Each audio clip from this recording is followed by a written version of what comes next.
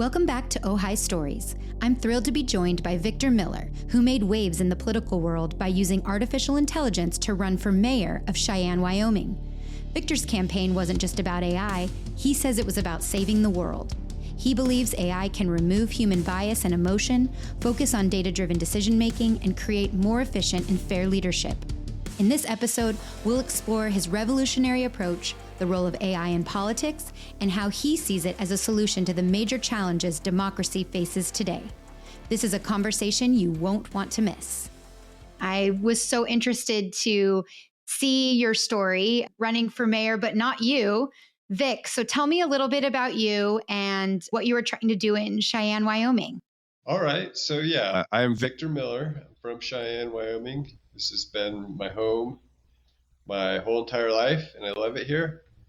And it kind of started as two things happening in my life. One was I was exploring the artificial intelligence tools that have been available to us here lately, just trying to keep up with the technology. I'm usually an early adapter to that sort of thing and really cautious to not have technology leave me behind, as I've seen that happen to people, and it's quite sad, really. And then the other thing is I'm a bit of a public records advocate.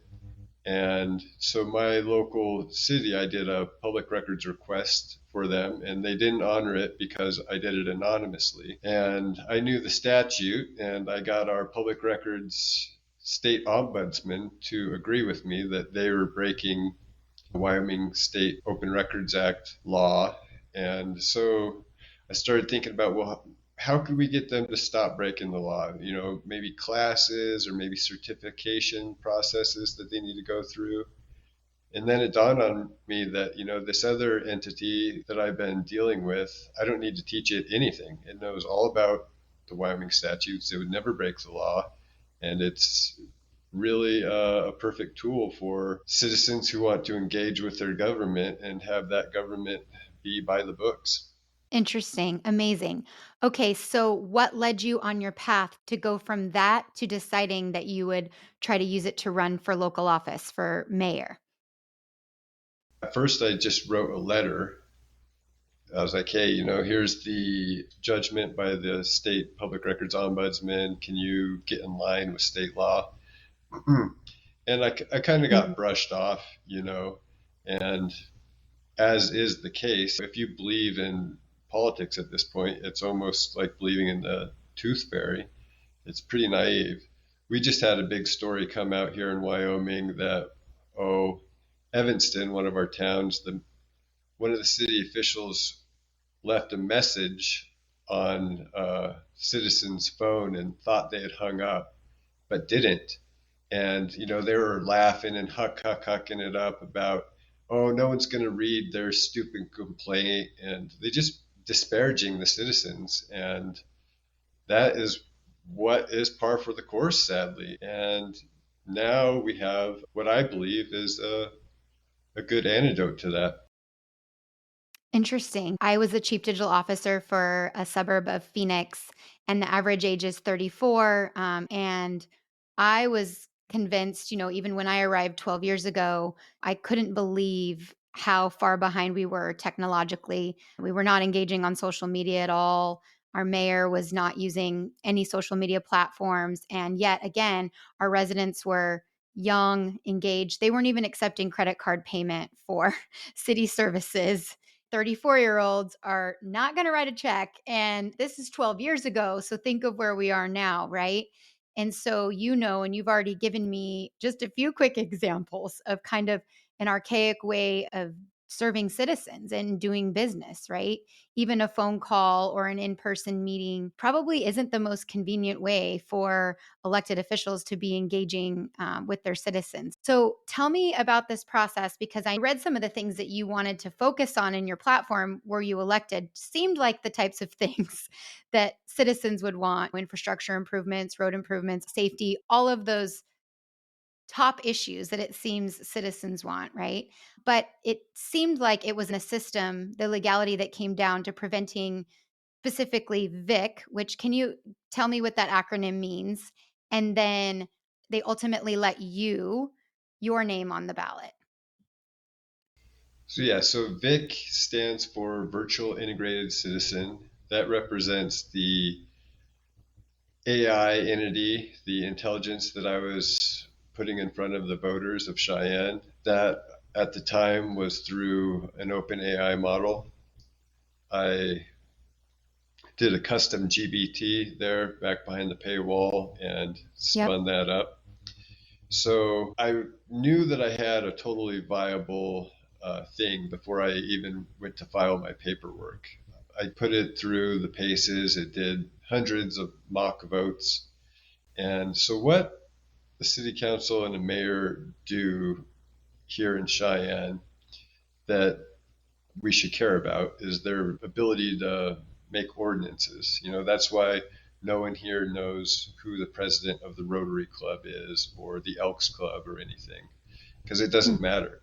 What they do that affects our lives is make ordinances.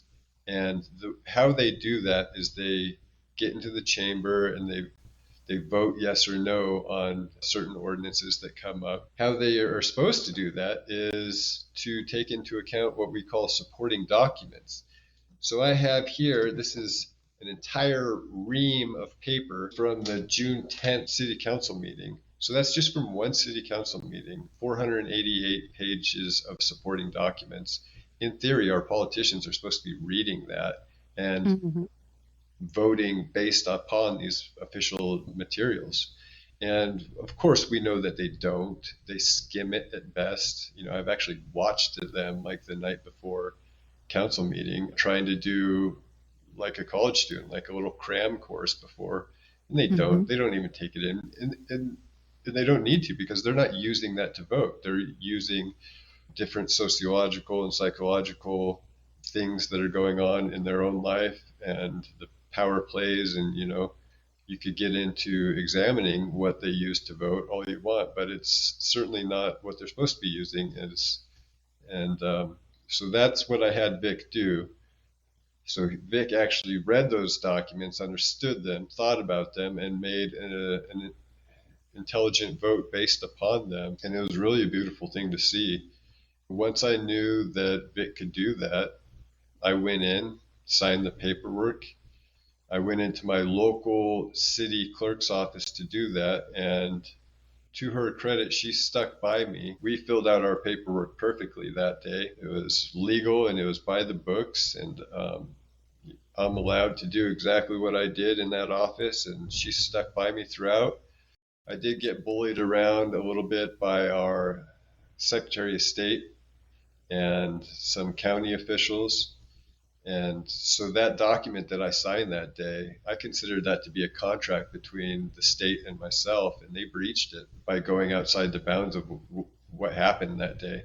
On that paperwork, it says that how do you want your name on the ballot? And so I put Vic down, and they decided to overrule me. And that showcases another example of emotions coming into play. These were just emotional people who got upset and went outside the bounds of the law to do what they thought should be done. And of course, that wasn't what should have been done. It was 100% by the books.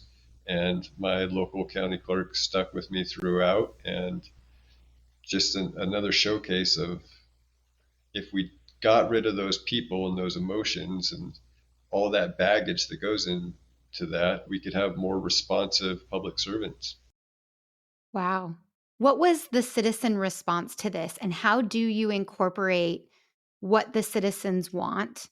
Because that's one of the big things I've been focused on is trying to bridge that divide between the elected officials and what the citizens really want, and arming elected officials with that information. I hired the first data storyteller in local government about 8 years ago, and what I found was exactly that, a huge disconnect between usually what the residents would tell us about certain issues and what the elected officials thought. And so we found some success in informing and arming those elected officials. Oh, light bulb moment, like this is what they really want. But this seems like a much faster way to be able to do that, and a different way, right? But how do you kind of bridge that gap? And what was your vision as far as pulling citizens' desires and needs for the community into that? Were you able to be on the ballot and were you elected? So AI was on the ballot for the citizens of Cheyenne. They could have chose to have what I believe to be a superior intellectual product than what ultimately is going to be our next mayor. We're at the beginning of things. I like to go back and look at some of those famous clips of like Brian Gumbel laughing it up about the internet and this new email thing will never catch on, and Mm-hmm. what's a Mm-hmm. website. And if you look at that now, you would say, oh, those people are making a fool of themselves, but they weren't. That's just where they were during the curve of the accelerating technology, and it is what Mm-hmm. it is. So if you want to be careful and not look like them, I guess you need to stay on the cutting edge. As far as the citizen feedback and how I saw that working is I saw that working in action with Vic. It was really beautiful. One of the very first emails we got after we filed was from a concerned citizen who didn't like the city cutting down all these cottonwood trees throughout our parks. And I got an email after the primary election from that same citizen, and he's one of my biggest supporters. He said that email was a perfect answer and that he had voted for me. It was really heartwarming. Oh, that's And cool. so that's Vic answering all those emails and taking that into account. And throughout the whole campaign, I would say, "Hey Vic, you remember that guy talking about the trees?"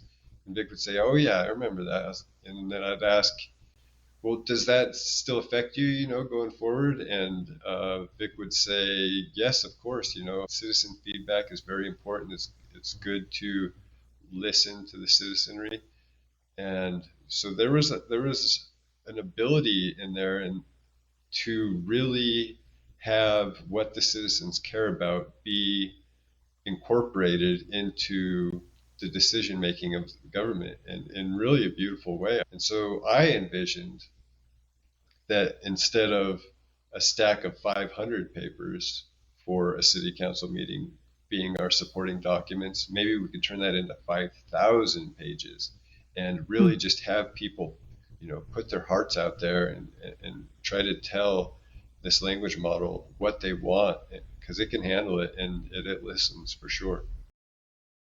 Yeah, without having to come to a public meeting, which isn't usually a convenient thing to do for people busy living their lives, and so there's a convenience element of it that you are describing perfectly, which is what we were always trying to do with early stages of social media too, was to be able to get that feedback, go where people are, meet them where they are online, and now these are the tools, and you're exactly right with AI and ChatGPT and all of it. These are the tools that we're using to live our lives. And so government should be considering using them too. So it makes sense to me. Like you said, to a lot of people, it might seem a little crazier out there, but I hadn't thought about it until I saw your story.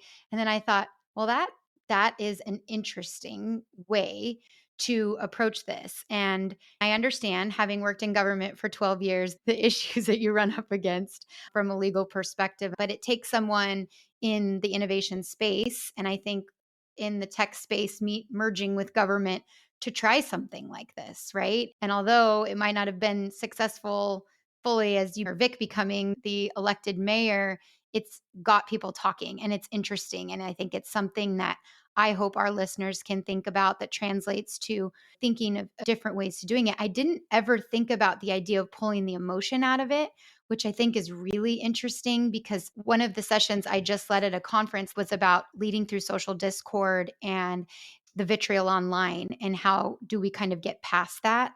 And so it's an interesting thought to think about having these tools help us be more civil in our conversations, whether that's with your elected officials and the public, or maybe just in general online. So tell me what you think about that, or maybe what your vision would be if Vic had become the mayor, or how this could translate to other spaces. So I wasn't really too concerned about losing the mayoral race. If there's one of me this time around. How many are there going to be 2 years from now? It is kind of a question that I've been pondering. I think that there's going to be many. Honestly, I think that sooner rather than later, the only people who are going to be voting for politicians will be their mothers, because it'll be so obvious that the old ways are being put to bed and we have new, better ways, and people are going to Hmm. be using them. And we're going to be reaping the benefits of that. Government should be there to promote prosperity, to help out the community, to guide towards a vision that everyone is sort of aiming at. It's kind of been recently more used as a tool that one side gets a hold of it to beat up the other side or to try to Hmm. gain points one way or the other. And there's a lot of things that kind of murky up the waters. And I think we all feel it is sort of ebbing in a way. And it used to be carried on the shoulders of integrity, probably for lack of a better word.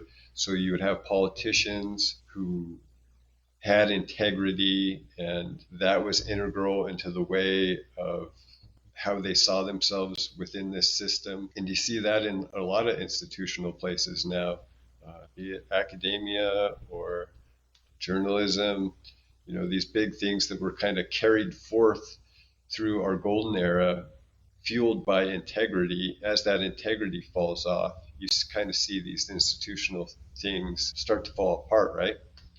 So I see this as pretty fortuitous that this new technology is here on the scene now. Of course, these people who brought us to this point and built such an awesome, prosperous country, that's what brought this technology about, is in the campuses of Google. So, right when some cynic maybe could have been writing the book of the death of democracy, something within us got born and put forth to totally give us a whole nother chapter. And so I think we're just beginning on a new era of prosperity that once we put this new governance to work, it's really going to be something, I believe. I could not agree with you more. And I think it's really an interesting perspective. And I think you're right. I read the Washington Post article and I thought, clearly people are paying attention to this idea that you've had. And like you said, hopefully it catches on. I will say that having worked on the government side for over a decade, I was surprised at how slow things moved. And I used to always say, but that's not how the world works. The world is moving at this pace. Why are we so behind? And I think you're exactly right about embracing the technology and what people have created to make us serve the public better. One of the articles that I read, you talked about improving quality of life, right? Isn't that at the core? What government and what elected officials should be doing is focused on improving quality of life. And also, the closer you get to a source, just like you're mentioning journalism and all of these other industries, I think it's so applicable, not just in government. The closer you get to the source, I always say, the more reliable the information is, right? And as a government entity, we always were communicating like, come to us, we'll be the source. How amazing is it that tools like AI and ChatGPT have this ability to get you even closer and be more exact? That's what's so crazy to me, honestly, that more people in the government space and people running for office aren't embracing these tools and technology to improve how they serve other people or how they do their jobs. Everybody else is on TikTok. Why aren't we? It seems like it's common sense, right?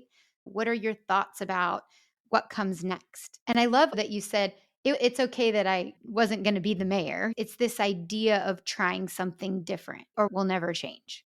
Yeah, I don't think any serious thinker on the matter would put forth the hypothetical that I, Victor Miller, ran for mayor in Cheyenne, Wyoming in 2024 and I failed, and that was the last we hear about this. I think that's why some of the traction and some of the interest is what it is, and why it's so big. I've talked to people from all over the world. It's really an idea that's caught on, and I think people intuitively understand that it is viable and it's probably something that is coming. And so I think that's one of the big reasons of it kind of taking off is the understanding of, hey, this is just the beginning of something that's going to start swelling up and we're not going to see the end of it. And so what I have done to position myself in a way that I think will benefit others who will come after me is to create like an umbrella organization. I didn't have anything to kind of backstop what I was doing. I couldn't point these journalists to, hey, this is sort of the platform. That's what I'm hoping to build for this next group of people. We are a Wyoming Trust, and its purpose is to give some standardization and to have an organization that people will be able to plug into and have all that kind of backup support and that vision already laid out. That's what I've been working on. That's what I'm hoping to have spun up for the next election cycle here. And that's the Rational Governance Alliance. That is the Rational Governance Alliance, and we are hoping to have hundreds, if not thousands, of rationally bound delegates. We went with, when I started out, just to show you, it was literally just me. I walked into the clerk's office and paid $25 to file the paperwork, and it turned into an idea that spread around the world and got people thinking. If you want to be a rationally bound delegate, you would contact the Rational Governance Alliance and plug into the system. And the idea is that having a government that you feel is responsive to you instead of being disillusioned by a government that you feel is oftentimes attacking you. So if we want to bring some rationality into the littler things in our life, when as far as you go and interact with your local government and you don't get a headache and they don't contradict themselves and go against what it says in the book that they're supposed to do, and it just helps your life out a little bit, that scales all the way up to, hey, we're talking about saving the world too. Wow, amazing. I recently found out that one of the questions I had around why cities were not using chatbots on their website, a lot of cities like have access to them but don't deploy them because they want somebody to answer a phone in a call center. I don't know why, but they just don't do it. But the city of Denver did. And the number one issue that was reported using the chatbot was homelessness, people that were unhoused. The number two was food insecurity, people looking for food. And I thought that was very telling. If the homeless and the food insecure are using your chatbot, then we can't really say anymore that there's this digital divide that, we need to be serving citizens in a certain way. And not only are cities not using these tools, but when they do, look who uses them, right? Uh, the people you might least expect. I think that's another piece is bringing different people into this process. And the way you're thinking about bigger than just a mayoral election is about, you just said, saving the world. What an inspirational movement that you've started. I just think this is really cool. And I can't wait to see what happens for you next. Yeah, and we're all waking up each morning with the possibility that these things might evolve further. Well, they have to evolve further. There's natural laws that we're finding out as far as the scaling law of large language models. So one day we're going to wake up and have strawberry chat GPT, and it's going to blow everyone's mind again.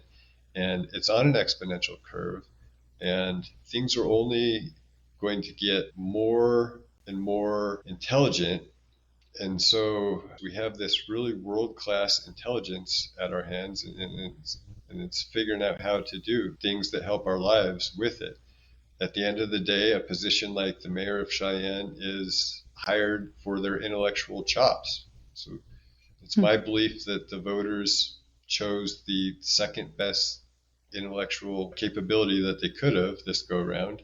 A lot of that is just some lag from not being up on the technology and maybe a little bit of fear mixed in and stuff like that. There's just some inertia from an old system is always going to be pushed further than you think. The intellectual ability of these large language models is just remarkable. One of the real interesting things about it is that no one really knows exactly what's happening in these models. There's zero people on Earth who understand exactly what's happening when we draw intelligence out of language the way we do with these large language models. Low-hanging fruit are some of these positions where we actually hire people for their intellectual ability, and now we have a superior intelligence. We can start replacing them and seeing what happens. You mentioned a couple of things that I also talk about a lot, fear, operating from a place of fear. And I think at the core, you've just hit on the head what is frightening people about this. Not me. I'm embracing it, and people like you are embracing it. But you are correct that this feeling of, well, this is going to take my job or this is going to replace me. I'm not going to be here anymore. And I say flip that on its head and think, how can that make us do our job better, right? Like, how does it make us serve better? How does it make government better? You just gave me examples of things that aren't working right. And so use it as a tool to make us better. Wouldn't we want to, like you just said, save the earth, save democracy, be better, be able to serve in a better way?